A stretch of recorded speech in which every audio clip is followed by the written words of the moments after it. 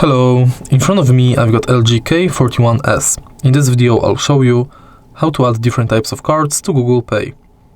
In the beginning, let's enter Google Pay app. Tap blue button at the bottom of the screen and focus on loyalty, gift card and public transport. Let's enter loyalty and select the loyalty card you want to add. Now you can scan your card or enter details manually. If it's done, tap Save. And now, let's select gift card.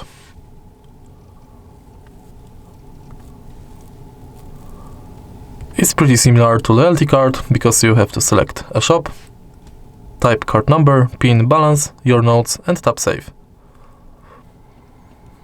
Last card you can add is public transport.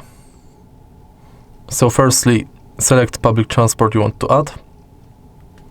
You will be redirected to a website where you have to finish the inside form.